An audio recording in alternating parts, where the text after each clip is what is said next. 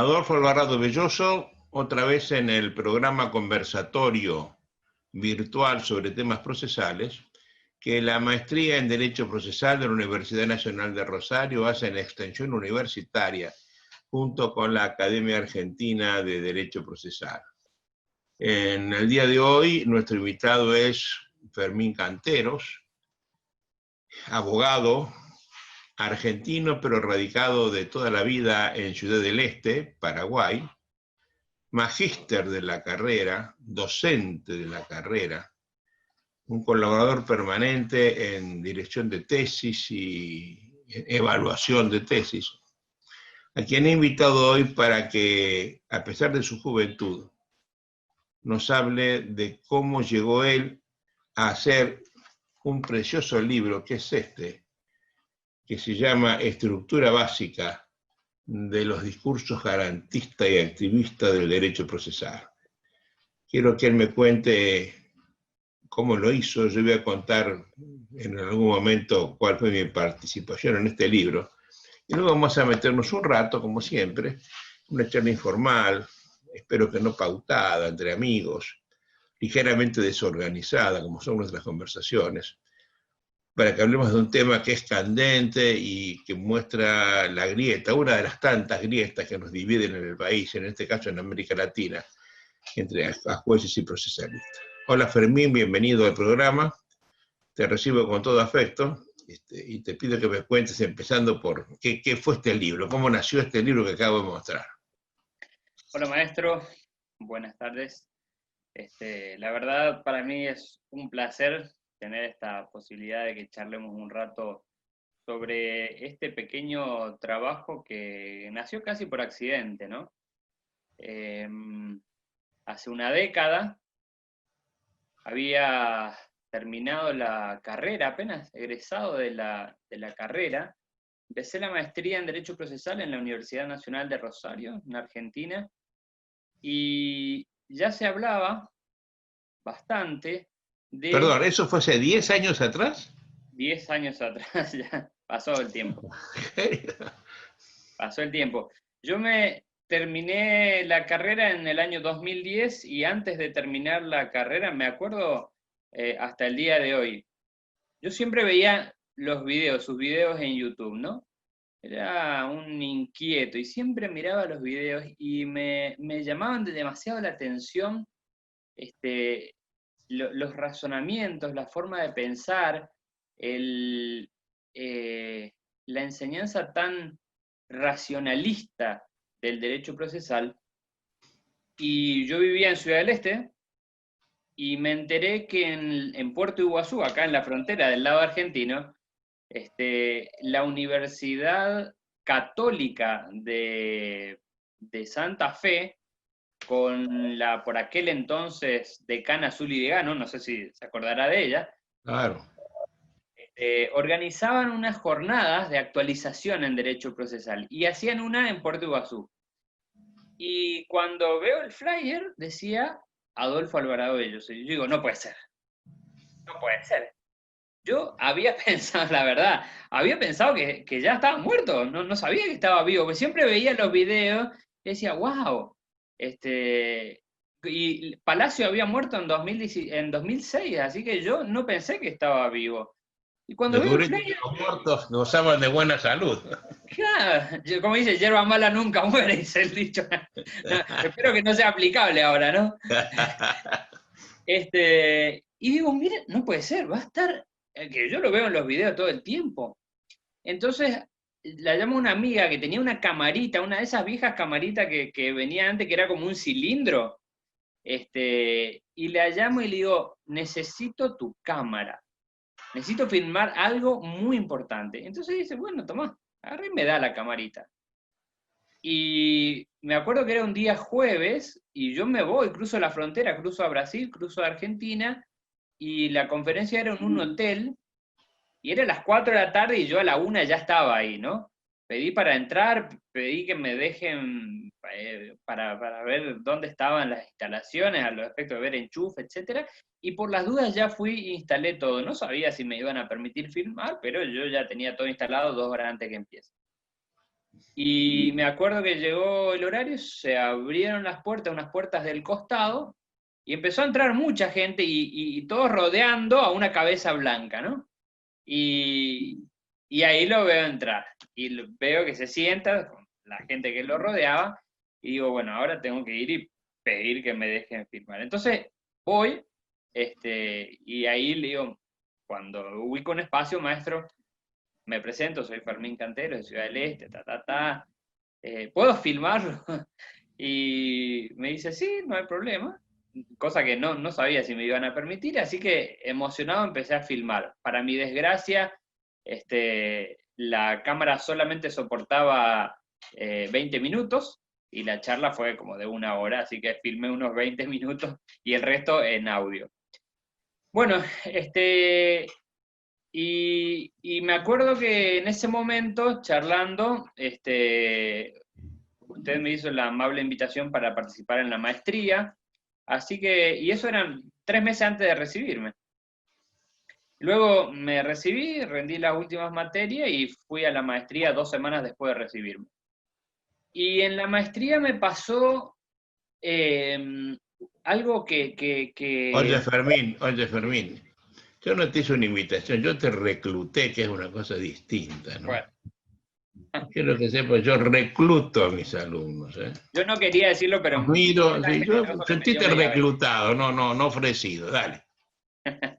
Bueno, voy a la maestría y, y en la maestría había un nivel impresionante, mucho nivel, mucho nivel. Tanto de los docentes como de los alumnos, ¿no? Y veía que se hablaba del garantismo y del activismo, y yo no entendía muy bien de qué se trataba, y entonces me pareció apasionante la temática. Cuando me di cuenta que se trataba de una discusión sobre los límites al poder, dije, esto hay que profundizarlo. Entonces empecé a investigar y un amigo, Alejandro Bañol, de Medellín, había iniciado por esos momentos una revistita, Derecho Procesal, que la tituló Garantismo Procesal, ¿no? Y entonces hace unas invitaciones a los que estaban por ahí y me ofrece también, si quería publicar, que escriba algo, ¿no? Y entonces empecé a escribir sobre el garantismo y el activismo. Un articulito que tiene el mismo nombre que el libro, Estructura Básica de los Discursos Garantistas y Activistas del Derecho Procesal, y que en realidad no sabía si me lo iban a publicar, porque los requisitos eran que tenía que tener 8 páginas y cuando lo terminé miro abajo a la derecha y decía 14 páginas. Así que bueno, lo cerré ahí con una conclusión y lo envié. Y para mi sorpresa, decidieron publicarlo y al módulo siguiente, cuando vamos a la maestría, ese libro nos llega a todos y a usted, ¿no?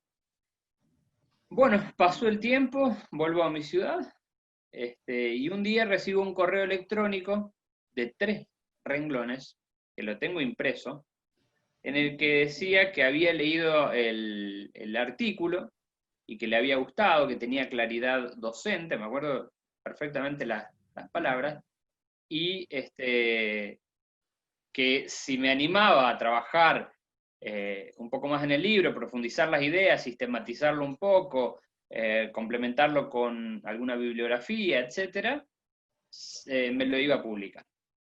Yo la verdad que no podía creer eso, ¿no? Y entonces empecé a trabajar en el libro. Yo estaba prácticamente recién recibido, así que tenía mucho tiempo. Y empecé a trabajar, a profundizar mi investigación sobre el tema. Me llevó cerca de un año ordenar las ideas primero y luego ordenar la explicación. Porque yo me daba cuenta que había mucha gente que no entendía qué es el activismo y qué es el garantismo, sobre todo porque había muchos que pensaban que el garantismo procesal era el garantismo penal, el garantismo penal de Zaffaroni y el garantismo penal de grandes juristas, pero no era la idea del garantismo procesal. Entonces había mucha confusión y yo decidí hacer un ensayo en el que con un lenguaje ameno, con un lenguaje elemental, entendible para todos, explique de qué se trata estos discursos jurídicos antagónicos del derecho procesal. Y entonces, cuando terminé el libro, lo envié, y desde ese momento empezó para mí un periodo de incertidumbre y de miedo y de no saber qué iba a pasar con el futuro, porque empezaba a entrar cotidianamente al correo electrónico a ver si había alguna respuesta. Yo lo había enviado, nunca me respondían. Entraba todos los días, correo electrónico vacío, bandeja de entrada, cualquier cosa menos la respuesta. Ni siquiera un recibido, ni siquiera nada. Y entonces me empecé a preocupar, ¿no? Digo, ¿qué pasa? Y entonces le empiezo a escribir a Romina Pedersoli, a Jorge Secretaria. Arrara, a Ana Clara Manacero. Le empiezo a escribir de todo. Me acuerdo que hasta le escribí a Andrea Meroy para preguntarle si habían recibido un correo, qué había pasado, ¿eh? Porque yo decía, mirá si envío el correo, lo abre Alvarado, empieza a leer, le da un infarto por lo que lee, se cayó, está tirado ahí frente a la computadora, va a llegar la policía, lo va a ver tirado ahí, va a ver quién, mi archivo ahí, va a saber que yo lo maté, o sea, de un infarto. Entonces vayan a verlo, digo, a ver, ¿qué pasa? Y nadie me contestaba. Entonces, voy al último módulo de la maestría con una incertidumbre fenomenal, ¿no? Lunes a las 8 de la mañana, me acuerdo perfecto. Yo por las dudas, siempre me sentaba adelante, y esta vez me senté atrás, porque no sabía qué iba a pasar. Y entonces empiezan los anuncios parroquiales, ¿no? Y empieza, que Colombia, que vamos a estar en Perú, que estamos publicando los breviarios en tal lado. Y por último, dice, doy mi versión, ¿no?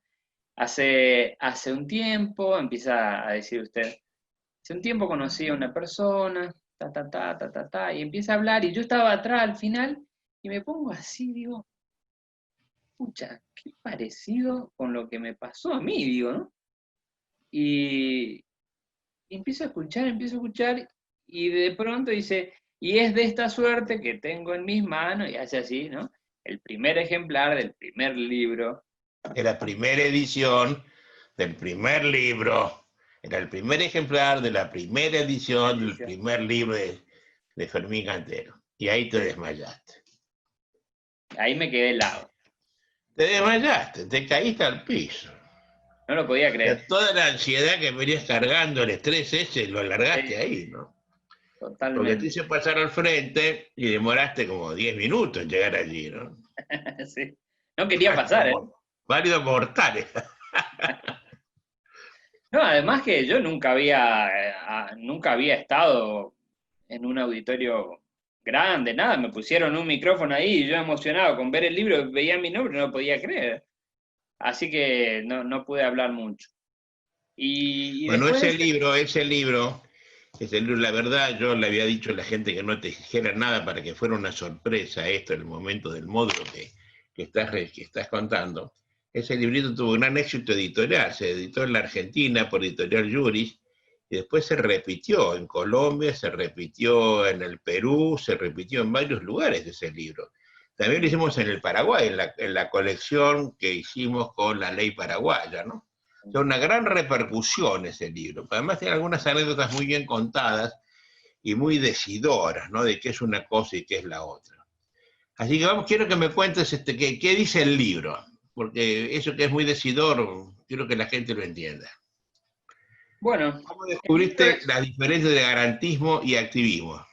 sí. Vos eres un activista, habías sido preparado en el activismo, tus profesores eran activistas, que habías puesto en tela de juicio todas las cosas que te decían en la clase hasta que te diste cuenta que era un problema de poder. Así fue. Exactamente. En un primer momento, yo necesité entender bien de qué se trataba, ¿no?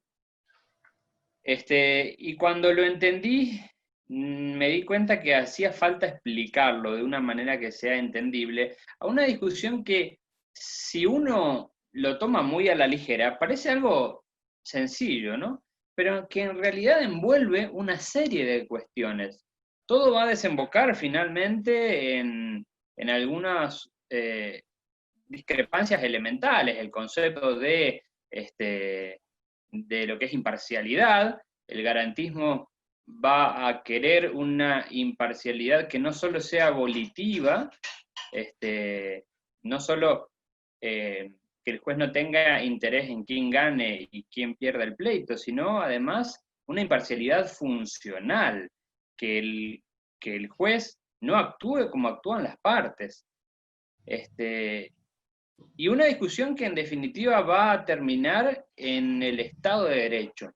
Pero para terminar en el Estado de Derecho hay que hacer una serie de explicaciones respecto a los diversos temas en los que difiere el garantismo y el activismo. Por eso quise hacer el libro, que es un ensayo, no tiene citas farragosas, y tiene un lenguaje ameno para tratar de diferenciar estas dos corrientes. Una primera aproximación a la diferencia yo creo que puede ser la discusión en lo que cabe entender por proceso. Muchas veces no reparamos esto en la facultad, a veces se presenta el proceso como un concepto basado en puros trámites, y en el fondo hay mucho más que trámites. En el fondo lo que hay es una ideología que Una va a... filosofía política importante. Una filosofía política, claro.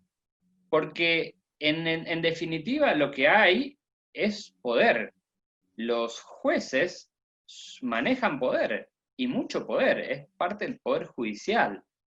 Y la Son los discusión... funcionarios que más poder tienen en todo el plexo jurídico, ¿no? Absolutamente. Totalmente, totalmente. Y la discusión son, entonces, los límites a ese poder. El garantismo quiere que el juez tenga más límites y además bien establecidos, concretos límites, precisos límites.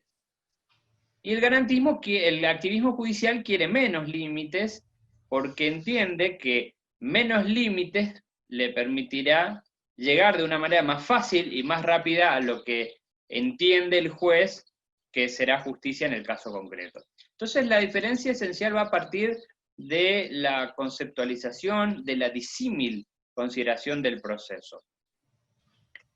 Yo creo que el garantismo ve el proceso desde un punto de vista dialéctico. Ve el proceso como un método de debate, como siempre solemos decir, argumentativo, pacífico, que tiene el objetivo de llegar a una resolución. La resolución que en definitiva tratará de erradicar el uso de la fuerza para dirimir el conflicto. Pero esta concepción de lo que es el proceso no es la misma desde el punto de vista del activismo judicial. Yo dije en estructura que el activismo ve el proceso como un método de investigación. Y cuando se publicó el libro, me acuerdo la primera edición, voy un día, en la semana, la primera semana que se publicó el libro, voy un día jueves, me acuerdo bien, a la editorial Iuris, ahí en Rosario, y llego y estaba el dueño de Iuris, Maesano, y me dice, no vas a creer. ¿Qué le digo? Me dice, se acaba de ir Peirano. Ah, sí, digo, sí. Y le regalé tu libro, me dice. Mira vos, le digo. Gracias, le digo. Y me dice, ¿no querés hablar con él? Bueno, no sé, le digo, sí, me gustaría. ¿Por qué? Le pregunto. Espera, me dice. Entonces va, agarra el teléfono y llama, ¿no? Y al ratito viene y me dice, hablé con él. ¿Querés ir mañana? Te va a recibir mañana. Bueno, le digo. Y entonces, al otro día a la mañana, voy a los tribunales de Rosario y lo conocí. Me entrevisté con él. Estamos hablando del doctor Jorge Peirano, la sazón camarista civil en la Cámara de Apelaciones de Rosario, ¿verdad? Exactamente. Peirano es uno de los máximos representantes del activismo judicial, y me reuní con él, tomamos un café, y me acuerdo que una de las primeras cosas que me dijo es, eh, yo no estoy de acuerdo con la conceptualización que usted hace del activismo judicial. Y me dice, no es que para el activismo el proceso sea un método de investigación, como usted dice. Y entonces me empieza a hablar y a explicar, ¿no es cierto? Pero ¿por qué digo yo que sí, el activismo concibe al proceso como un método de investigación?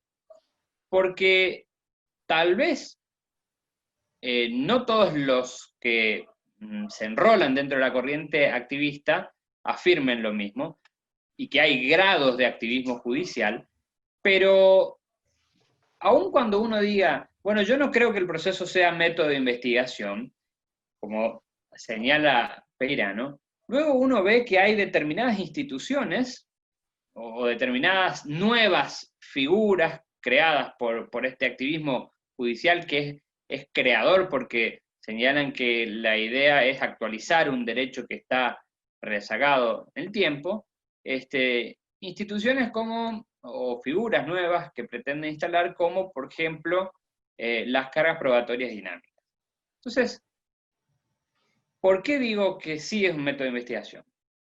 Si yo soy actor y yo demando, y el juez luego en un momento determinado dice, bueno, a ver, en este caso al actor le es muy difícil probar lo que está afirmando, y es mucho más fácil que lo pruebe el demandado, ¿sí?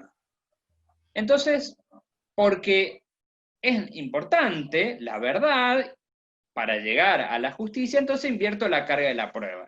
Que ya no tenga que probar el actor, sino que ahora tenga que probar o confirmar sus afirmaciones, como solemos decir nosotros, confirmar sus afirmaciones el demandado. Y entonces yo digo, ¿y entonces por qué invirtió la carga de la prueba? Si no le interesaba la verdad. Evidentemente que si invierte la carga de la prueba sobre pretexto que una de las partes está en mejores condiciones que probar y que por tanto va a poder traer claridad sobre la verdad, entonces evidentemente que le importa la verdad, evidentemente que consigue el proceso como un método de investigación, si no, no invertiría la carga de la prueba, no le importaría la verdad que están alegando las partes, ¿no? Entonces yo creo que sí hay, aún en el activismo morigerado, por si, no sé si cabe llamarlo de esa manera, pero evidentemente hay grados de activismo judicial. Hay algunos que abiertamente afirman que el juez tiene que buscar la verdad, como por ejemplo el doctor Jairo Parra Quijano. Hay otros activistas que tienen más cuidado, no proclaman abiertamente que el juez tenga que buscar la verdad, como el doctor Peirano, pero evidentemente al crear estas instituciones nuevas que están pretendiendo instalar en los códigos procesales, evidentemente intentan llegar a la verdad. Si no, no se invertiría, como digo, en este caso puntual, la carga de la prueba. Oye, hijo, esto se ve también en una cosa, ¿no? Lo que acaba de nombrar a Jairo Parra Quijano, que es el redactor material del Código General del Proceso Actual, Código en Colombia, donde la búsqueda de la verdad es un deber procesal para los jueces. Es un deber. En cambio, en los códigos que prohija el doctor Peirano, por ejemplo, es una facultad. Es facultad lo que yo hago si quiero, y si no quiero no tengo ninguna consecuencia en contra. Es un deber lo que debo hacer aunque no quiera. Por tanto, si no lo hago, me sancionan, ¿no? Es lo que está llamando activismo moderado y activismo exagerado, ¿no? Pero lo de los dos, vía facultad o vía deber, los dos están buscando la verdad, ¿no? A pesar de que la verdad no es un problema que le interese mayormente al derecho, ¿no? Bueno, siga. Totalmente. Entonces me pareció a mí importante aclarar esta primer disquisición entre el garantismo y el activismo. ¿Qué es el proceso? El proceso será para el garantismo procesal un método de investigación en el que el juez tenga una función más similar a la función que tiene el juez norteamericano, ¿no? Un juez expectante que garantice, que sea garantizador de su absoluta neutralidad, de su absoluta imparcialidad. Es muy difícil al juez norteamericano acusarlo de que es parcial. No hace nada para que lo podamos acusar de parcial. No pregunta.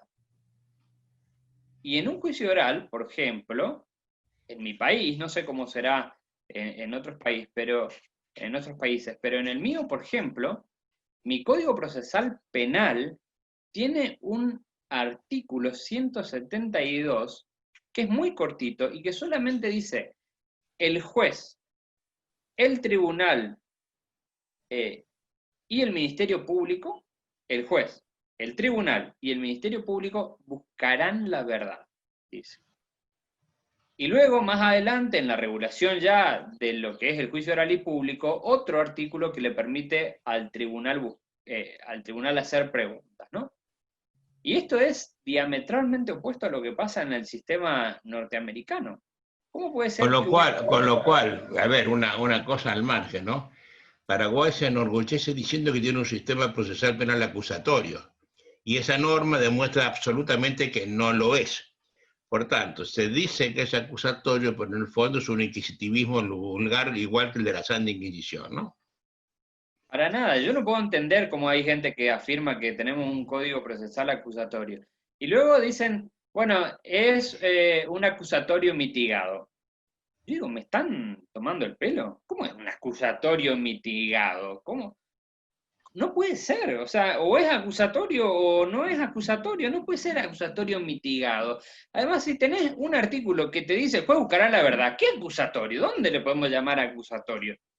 Yo creo que muchas veces el problema está en estas ideas de base, ¿no? En lo que es el sistema inquisitivo, en lo que es el sistema acusatorio. Por eso me gustó mucho que la maestría empiece con lo más elemental.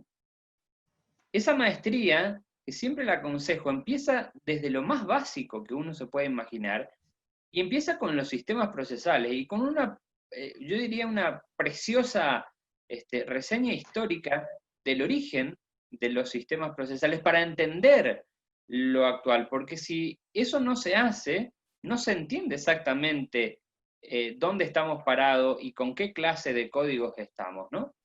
Entonces, siempre me pareció importante eso y desde ese momento yo trabajo mucho en ese aspecto. Cuando escribí la tesis doctoral quise profundizar en los sistemas porque me parece que toda tesis de derecho procesal debe comenzar por una explicitación de, del posicionamiento que va a tomar el tesista frente a dos preguntas elementales. Primero, ¿qué es el derecho? Primero, explicitar qué es el derecho para el tesista y luego, qué entiende el tesista por proceso. A partir de ahí, pueden decir todo lo que quieran sobre cualquier cosa, Exactamente. pero hay Exactamente. que empezar por ahí, ¿no? ¿Qué es el derecho? ¿Cuál es el tema de tu tesis doctoral? Recordámelo. Mi tema es aportes para una teoría general de la conducta procesal indebida. ¿Por qué?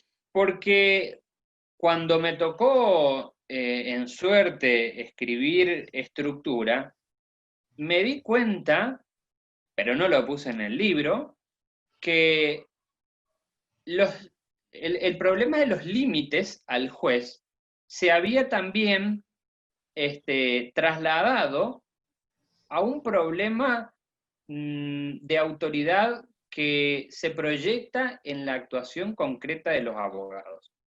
Si uno toma todos los códigos, que es lo que yo hice, por eso me tardé mucho tiempo en hacer la tesis doctoral, si uno toma todos los códigos de Sudamérica y empieza a buscar cómo se regula en los códigos la sanción a los abogados, las conductas que son indebidas según los códigos, uno se da cuenta que hay un catálogo impresionante de conductas. Uno toma el Código Procesal de la Nación Argentina, el famoso CPN de la Nación, y ve que dice temeridad y malicia.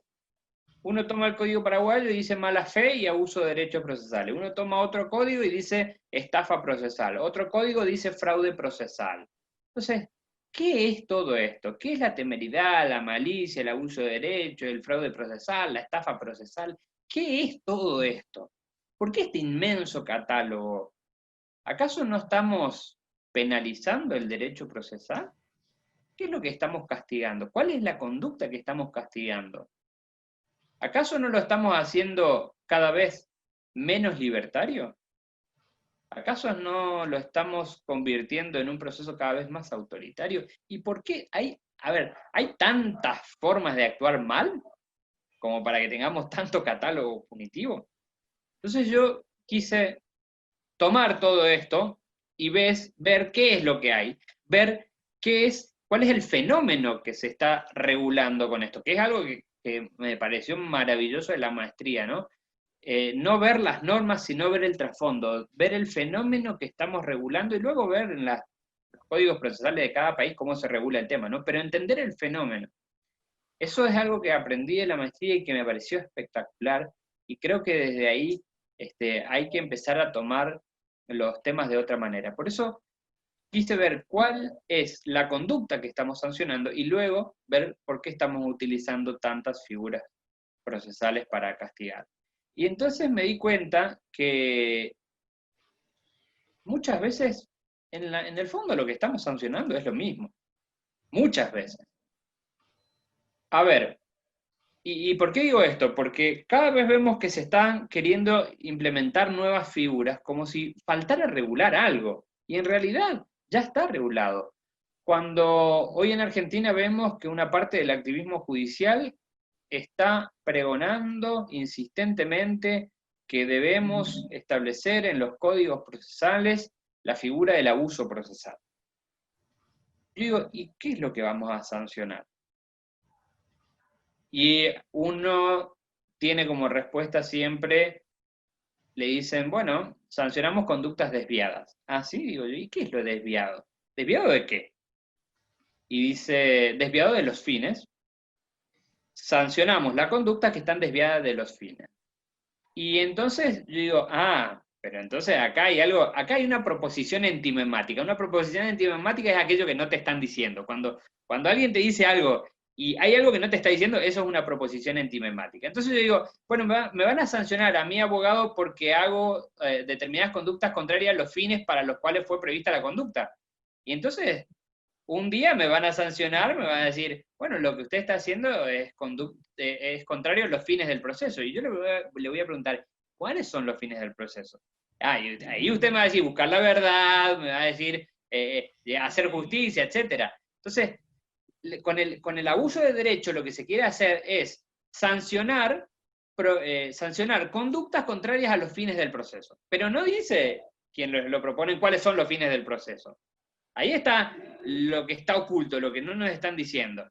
Y entonces yo digo, bueno, a ver, deme un ejemplo concreto.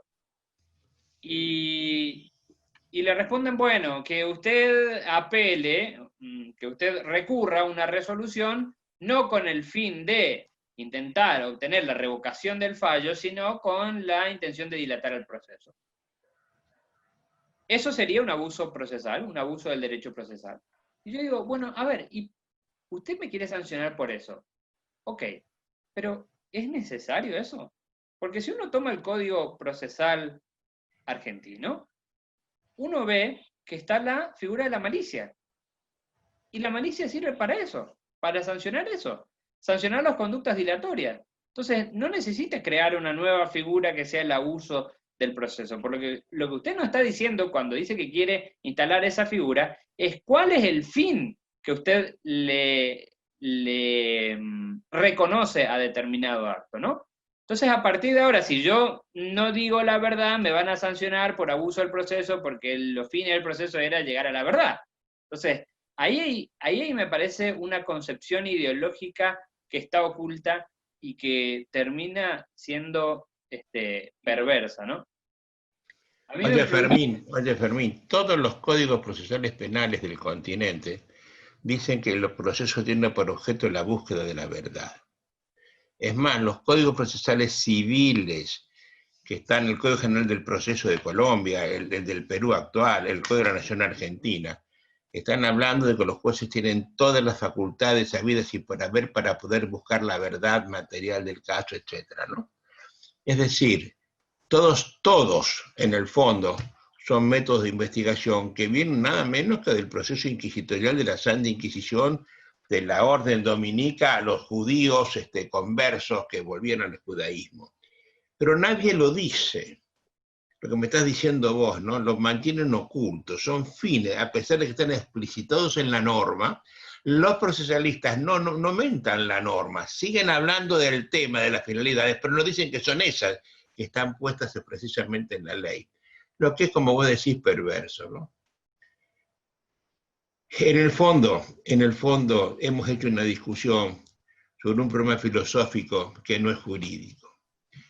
Yo hace unos años, la última vez que tuve un conversatorio de este porte con mi amigo Roland Arasi, que estando en Bariloche, cuando yo hablé de la verdad como valor relativo desde la Biblia, desde Poncio Pilatos en adelante, y diciendo que la verdad él me dijo muy sarcásticamente, muy irónicamente, entonces Alvarado lo que quiere es entronizar la mentira. Pero no se trata de eso, se trata de que yo no abandono la verdad, pero que yo entienda que no es un valor que le pertenece al campo jurídico, no será filosófico, religioso, lo que vos quieras, pero no le pertenece al derecho. Y tanto es así, yo siempre lo digo así, ¿no? No es un valor que le interesa al derecho. Y Andrea Meroy, que es una hija muy querida para mí, me dice con mucho afecto, no diga así las cosas, la gente cree que usted está loco, no puede decir las cosas así, diga otra cosa, ablándela la palabra.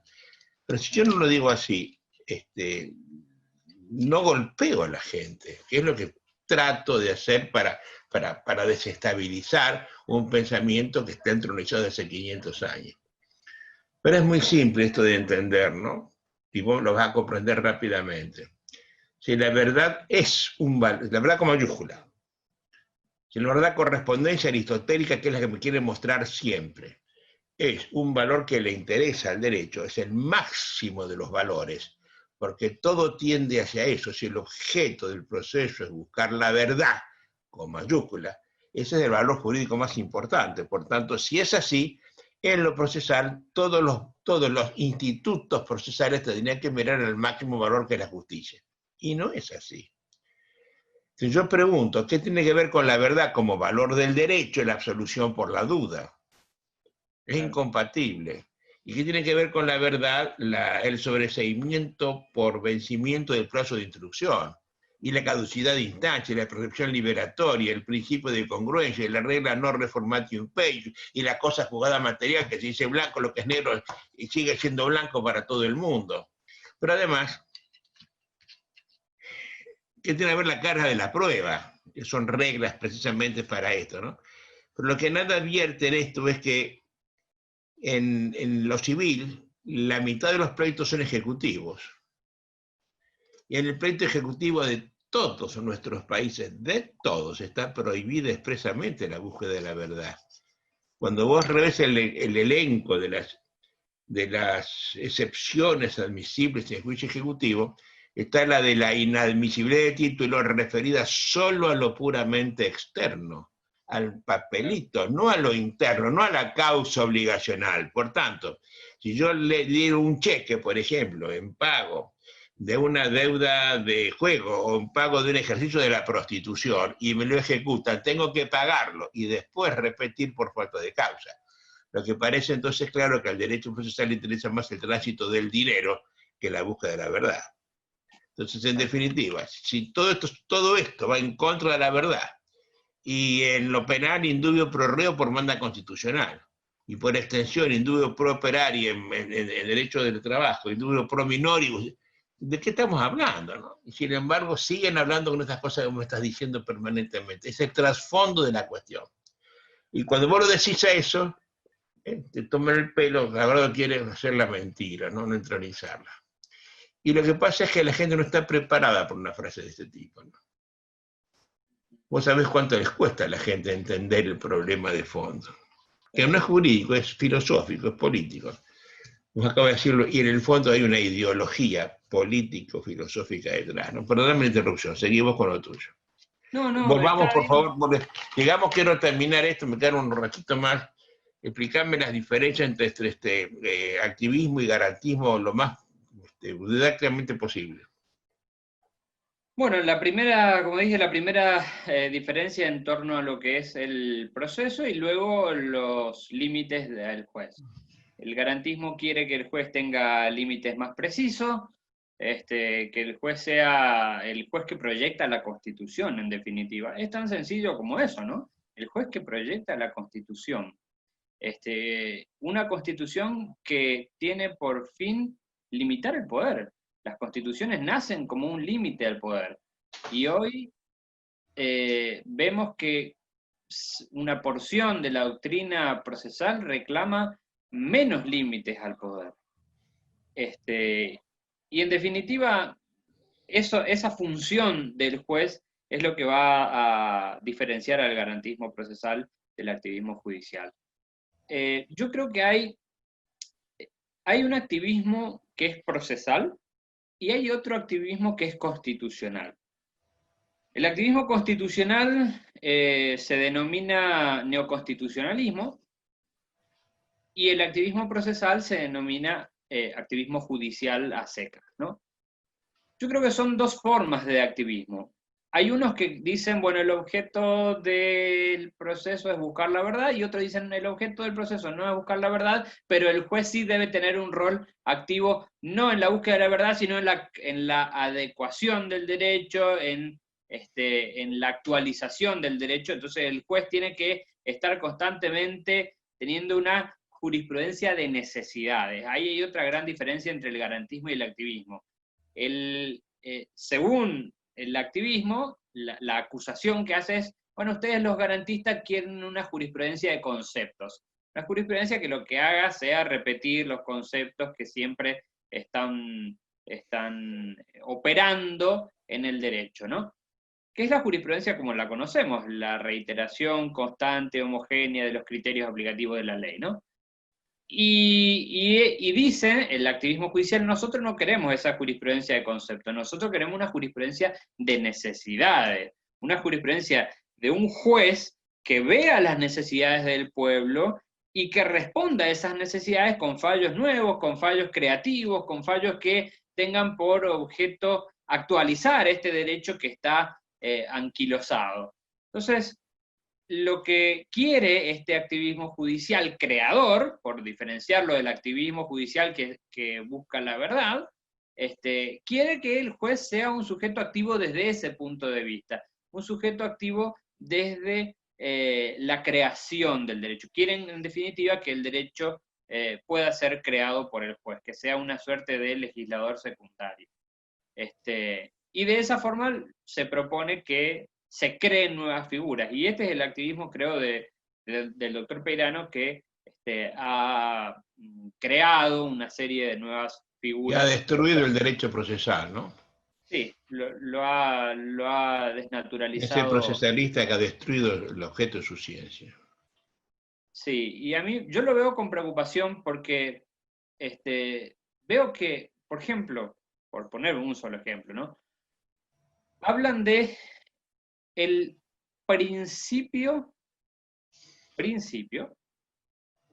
de máximo rendimiento procesal, con arreglo al cual lo que se hace, si uno lo ve bien, si uno lo analiza bien, es en definitiva hacer desaparecer la congruencia. Es decir, proponen esta solución. Vamos a ponernos Lo llaman flexibilización de la congruencia. Sí, pero eso cuando hablan de la flexibilización de congruencia suelen referirlo a la sentencia. Pero ahora con este principio de máximo rendimiento procesal no es solo para la sentencia, sino para cualquier decisión que pueda tomar el juez. Pongamos por caso, el juez dicta una resolución y yo quiero plantear un recurso. Por A o B motivo, no interesa ahora, planteo el recurso que no era. ¿Sí? Me equivoco. Planteo un recurso A y tenía que ser el B. Entonces dice, por el principio de máximo rendimiento procesal, lo que tenemos que hacer es entender que quiso plantear este otro recurso y no este. Entonces reconfiguro yo la petición o la pretensión del abogado y le doy el trámite de este y lo acepto como este otro recurso que no se interpuso, le doy el trámite de este otro recurso. Porque de lo que se trata, dicen, es de aprovechar el máximo rendimiento de la actuación. Entonces, principio de máximo rendimiento procesal, ¿no? Y de esa manera es... Oye, yo veo que... eso es la reedición. A ver, en los años 80 se planteó en mi ciudad, en Rosario, una discusión acerca de lo que se llamó la procedencia del recurso indiferente. Yo impugno. Usted, juez, diga por qué impugno o le dé la vía adecuada. Y ese recurso indiferente que sirve para toda ocasión y para todo lugar, fue resuelto en un voto maravilloso. Había una sala, la Sala Segunda Civil de Rosario, integrada con jueces de leyenda. Ahí estaba el doctor Lorenzo Gardela, un juez de memoria selectiva para muchas generaciones. Y estaba Teobaldo Musso, que era un juez en serio, un juez de verdad, y por supuesto apegado a la ley, ¿no? Y él hizo un voto hablando de la notable improcedencia constitucional de los llamados recursos indiferentes, que ahora se vuelven a poner con otro nombre, ¿no? Porque todo se vuelve a poner con otro nombre. Por ejemplo, para justificar lo que estoy diciendo, la revocatoria in extremis es el antiquísimo recurso de injusticia notoria, que venía de la ley de partida. Los mismos supuestos de procedencia en uno que en el otro. Le cambiamos el nombre y 500 o 1000 años después repetimos la escena, ¿no? Es decir, lo que le estamos dando al juez es, tome el problema, resuélvalo esto como quiera. A mí me gusta decir, y vos me lo habrás dicho, que el lenguaje técnico impugnativo es preciso porque es precioso, o es precioso porque es preciso. Apelación es apelación, nulidad es nulidad. Casación es casación. Entonces yo digo una cosa y equivoco el nombre, estoy equivocando el sentido de admisibilidad en las cuestiones de procedencia del recurso. Por tanto, eso me parece a mí, es destruir el concepto de proceso, ¿no? Por la razón que fuere, por la razón, bueno, en el fondo, de hacer excepciones. Pero la excepción es excepcional. No puedo hacer de la excepcionalísima excepción una regla general para todo el mundo, porque entonces esto es un viva la pepa, ¿no? Pues termine, ya lo estamos acercando al final. Hágate el raconto final de todo esto. No, bueno, y básicamente es eso. Lo que hace el libro es diferenciar el garantismo del activismo judicial, tratando de tocar varias aristas, ¿no? Esta jurisprudencia de concepto y jurisprudencia de necesidades sería otra de las características, a pesar de que yo no creo que terminológicamente sea correcto, ¿no? La jurisprudencia es jurisprudencia y punto, es el conjunto de fallos homogéneos. Ahora, ¿cómo estamos decidiendo si queremos que el juez tenga más libertades para decidir o no? Bueno, eso es otra discusión, pero jurisprudencia es jurisprudencia. En definitiva, se propone un derecho procesal de posibilidades ilimitadas. Peirano escribió un artículo sobre eso que se llama, creo que se llama de esa forma, Así. el derecho procesal de posibilidades ilimitadas, ¿no? Y eso no puede ser nunca, porque ¿cómo las posibilidades ilimitadas? Si justamente el derecho es límite al poder. O sea, el Estado de Derecho, por eso a mí me parece que es importante partir de estos conceptos básicos, de estas ideas básicas de las que parte esta maestría, ¿no? Una maestría que es profundamente racionalista y es profundamente sistemática, porque insiste en los conceptos básicos para que se entienda bien. A mí me parece que el Estado de Derecho muchas veces no se ha entendido correctamente y la importancia del Estado de Derecho. cuando hablamos del Estado de Derecho hablamos del poder limitado por el ordenamiento jurídico. Entonces, si el poder está limitado y debe estar necesariamente limitado por el ordenamiento jurídico, porque si no vamos a volver a repetir las nefastas consecuencias de Italia 1940. De los jueces anteriores a la Revolución Francesa, a los Bueno, Luises de totalmente. Entonces, el derecho no puede ser de posibilidades limitadas, al contrario, el derecho limita al poder y tiene que funcionar de esa manera. Así que el derecho procesal no puede ser de posibilidades limitadas. Y lo que quiere el garantismo procesal es que justamente estos límites estén y estén bien, bien marcados, que sean bien precisos, justamente para poder caminar o operar dentro del Estado de Derecho. Así que básicamente es eso lo que hace el librito, ¿no? Oye, en el libro estás contando una anécdota boxística muy buena, ¿no? ¿Puedes hacer un raconto rápido de ese cuentito? Sí, bueno, como quería yo que Es muy decidor el cuento. yo quería que sea claro lo que estaba diciendo, ¿no? La diferencia entre el garantismo y el activismo. Y necesité explicar que la balanza se desequilibra cuando el tercero neutral, en donde sea, pierde su imparcialidad funcional. Y se me ocurrió, no sé si está claro cómo lo dice, pero se me ocurrió hacer una analogía. La analogía del árbitro en el boxeo. Si tenemos dos boxeadores, me podrán criticar diciendo, bueno, pero el proceso no se puede equiparar porque el proceso no es un juego, o no es un deporte, y el boxeo sí. Bueno, pero en definitiva, ya Calamandré habrá el proceso como juego, ¿no? El proceso como yoco. Así que no veo por qué no. Yo lo que digo es esto, a ver, si yo tengo dos boxeadores, pongámosle que sean quienes sean, y No, nombrame los que me gustaron, algunos. el taladro Monfils era uno y el otro no me acuerdo, no tenía nombre creo el otro. Entonces, si yo tengo un boxeador y otro que están en perfecto pie de igualdad, porque los dos tienen los mismos guantes, los dos tienen guantes reglamentarios, los pesos de los guantes son iguales, no es que uno pesa 3 kilos y el otro pesa 500 gramos, todo es igual, todo es igualitario, tienen las mismas posibilidades de afectarse mutuamente y luchando en esas iguales posibilidades, en un momento el juez se da cuenta que está perdiendo el que él no quiere que pierda, y para ayudar al que él cree que está desfavorecido, obviamente en base a un criterio puramente subjetivo, que está desfavorecido por la situación o porque llegó más cansado a la pelea o porque tiene 4 años más y ya no tanto vigor o por lo que sea, y entonces decide ayudarlo y en un momento X golpea al rival opuesto para tratar de que se haga un poco más parejo.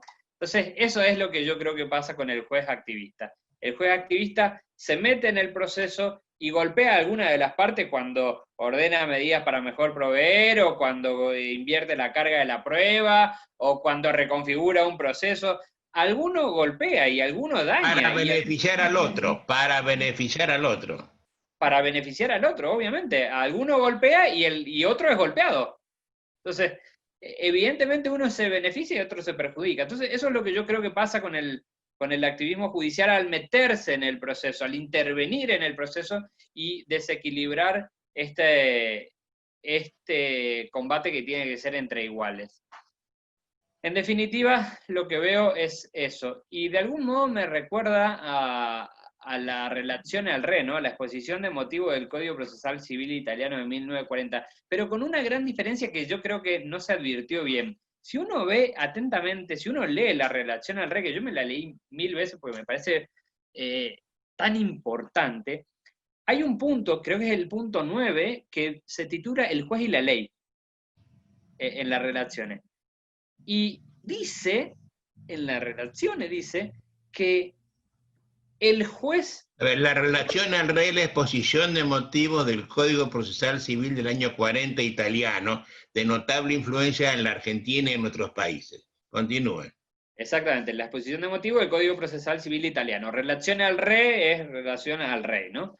Del código que se aprobó en 1940 y entró a regir en 1942. Bueno, hay un punto, que es el 9, que dice el juez y la ley. Y dice, el Estado autoritario rechaza, me lo tengo casi aprendido de memoria, el Estado autoritario rechaza enérgicamente las posiciones que frecuentemente se encuentran con las crisis de la legalidad, dice.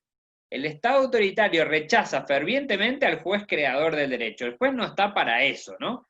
Entonces ahí vemos cómo en las relaciones lo que quiere es un juez activista, en el sentido que el juez busque la verdad, pero se opone totalmente a que el juez sea creador del derecho, a que el juez esté creando nuevas figuras, a que el juez esté lanzando principios, porque lo que dice la relación es, a ver, el derecho es un programa político, lo hace el Estado fascista. El Estado fascista saca un nuevo código y las normas tienden a proyectar los ideales del fascismo. El juez no puede apartarse de eso creando nuevo derecho.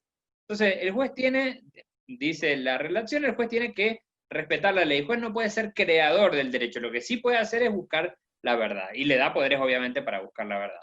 Entonces, a mí me parece que recurrir a estas bases ayuda a entender no solo los orígenes, sino el estado actual del derecho procesal, dónde estamos parados, ¿no? Yo creo que la relación es un importante documento que debe ser leído con más,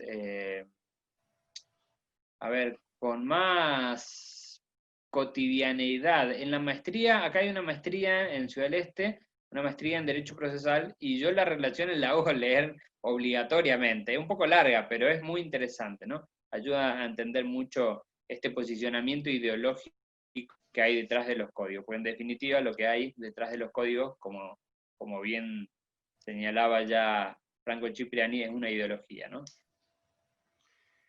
Oye, Fermín, me felicito de haberte invitado a esta conversación. Te felicito porque te he visto brillante en la concepción, en el entendimiento y en lo que has leído. No tenés edad para esta exposición de notable cultura procesal, jurídico-procesal. Estoy muy orgulloso de lo que has hecho, Fermín.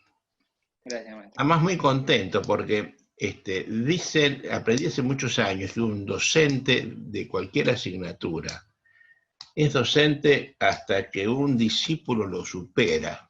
Y cuando eso ocurre puede llamarse maestro, ¿no? Así que gracias lo que a mí respecta. Oye, estoy tan contento con el resultado de esta charlita que te voy a pedir, teniendo tan claras las cosas, que empieces a hacer estas conversaciones con otras personas.